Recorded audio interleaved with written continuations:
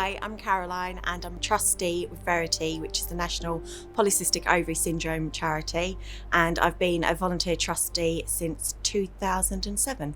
So polycystic ovary syndrome, or PCOS for short, is an endocrine disorder which is caused by an underlying hormonal imbalance, and that then presents itself in a number of different symptoms such as irregular periods, irregular ovulation, excess hair, unwanted male pattern loss hair, also acne, as well as weight gain and emotional disorders.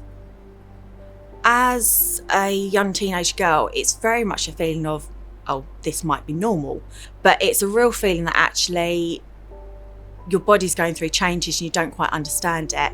I actually started my periods when I was 11, and throughout my teenage years I had pretty irregular periods. I would go between having a period 3 or 4 times every 30 days to 187 days without any periods at all.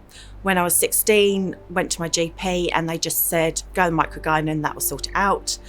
Still had major issues, and when I went to university, I literally had, and I call it an acne beard, sort of a goatee around my face. And it then actually happened that my mum saw a magazine article called Spotty, Overweight and Miserable, Is This Secret Syndrome Ruining Your Life? And she very tentatively, because I was a little bit touchy about the subject of course, said, I think this is what you have. So I spoke to my new GP and he actually agreed to do a referral. I could have waited on the NHS, but there was about a 9-month waiting list for the referral. So luckily my parents actually paid privately and I got a diagnosis with a consultant in about 3 months, and I was told that I had PCOS. And being finally listened to and getting diagnosis was elating at one point, but also then terrifying at another. There was no indication that actually, do I address the symptoms? How do I manage this condition? I didn't think I could have children. I didn't know what this condition was. There was no information given to me as to what PCOS was at the time. And it was really the support of charities such as Verity that I actually got my information from, rather than my medical practitioners. I knew it might be more difficult to have children after I did my own research and found out that actually what I was told was incorrect. I knew that there may be longer term conditions such as higher risk of endometrial cancers, higher risks of type 2 diabetes as well, and it is a case of being conscious of it as a condition throughout my life.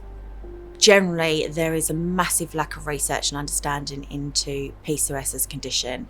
It affects 3 million individuals in the UK because it affects 1 in 10 women or those who are assigned female at birth. And the funding into the condition is really, really low. There's very few studies. Majority of studies are small scale university studies looking at very small quotas individuals. So the condition, and the condition as a whole, not just on fertility issues, does need looking into. Ultimately, I really would love the underlying cause to be investigated and found out, because by that you could actually manage the condition so much more and really help millions and millions of women. And Parliament debating this is a real sign that actually people are interested. Over 101,000 individuals felt the need to actually say this needs looking into further. So Parliament actually picking that up and debating it is fantastic.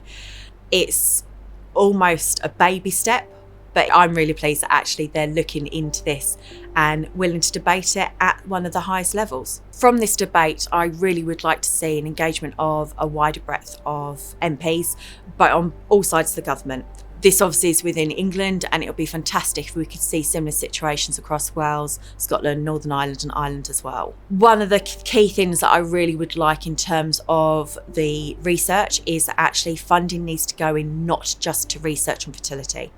That's where the vast majority of the monies in research has gone to at the moment, and it is the case that actually PCOS is a complex condition with many symptoms, and in an ideal world we would research into underlying causes, as well as I think something that really could be worthwhile is looking at actually how the government can help consider how the medical profession can actually increase their understanding and learning of these conditions to have some best practices.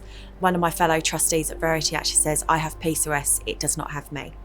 And I think that's a really good message to get across.